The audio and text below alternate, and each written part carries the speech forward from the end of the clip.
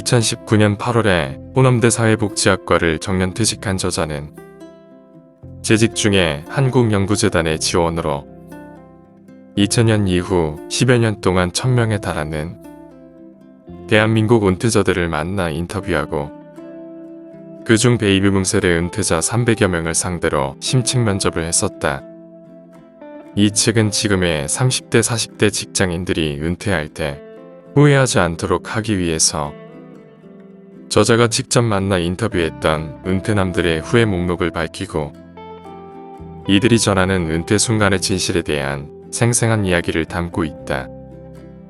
수많은 은퇴남들을 만나면서 저자에게 가장 크게 떠올랐던 단어가 바로 후회였다. 지금 알고 있는 걸 그때는 왜 몰랐을까? 지금 이런 생각이 들 줄 진작 알았더라면. 같은 그들의 말 속에는 항상 후회가 가슴 깊숙이 자리 잡고 있었다.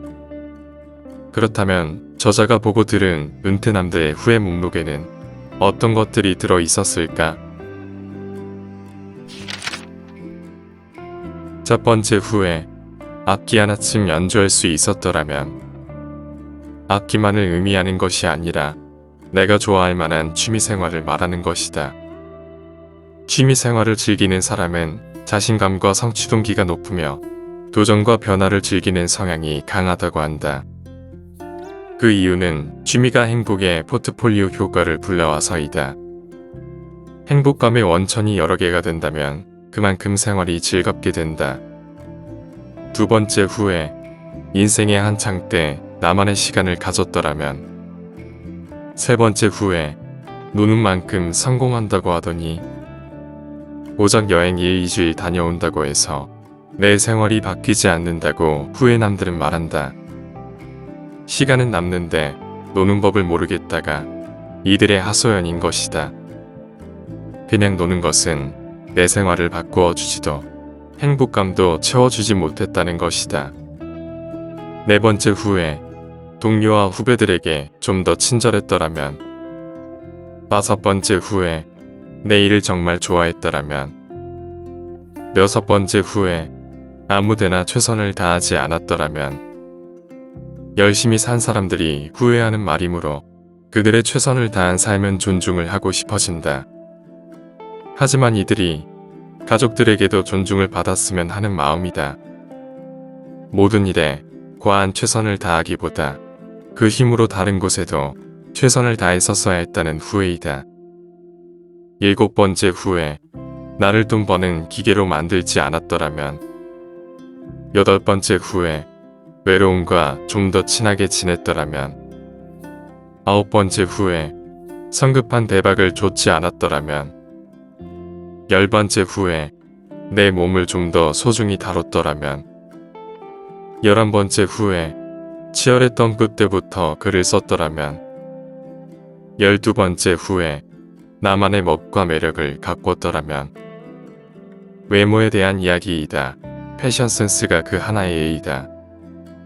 13번째 후회, 가족에게 좀 더 당당한 모습을 보여줬더라면. 14번째 후회, 자식에 대한 투자, 상한선을 정했더라면.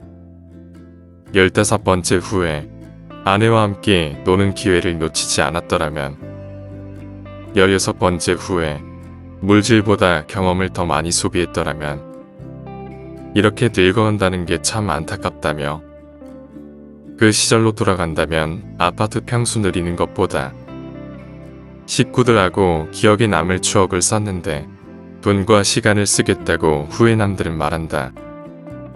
경험적 소비가 더 행복한 이유는 물건을 소유하기 위한 소비는 한순간 반짝하고 말며 기쁨이 오래 가지 않아서다. 반면 여행을 다녀온 사람은 오래오래 그 추억을 음미하며 즐거워한다. 17번째 후회, 정을 전하는 법을 미리 배웠더라면. 18번째 후회, 여자들처럼 사는 법을 배웠더라면. 19번째 후회, 마흔, 복도 좋지만 열정을 가졌더라면. 20번째 후회, 평생 친구 3명쯤 만들어뒀더라면. 21번째 후회, 누군가에게 희망을 주는 사람이었더라면. 22번째 후에 꿈을 담은 나만의 명함을 만들었더라면, 23번째 후에 훔쳐던 기술을 익혔더라면, 24번째 후에 두어달라 소리치는 법을 배웠더라면, 25번째 후에 돈, 유비무환을 좀 더 진지하게 생각했더라면,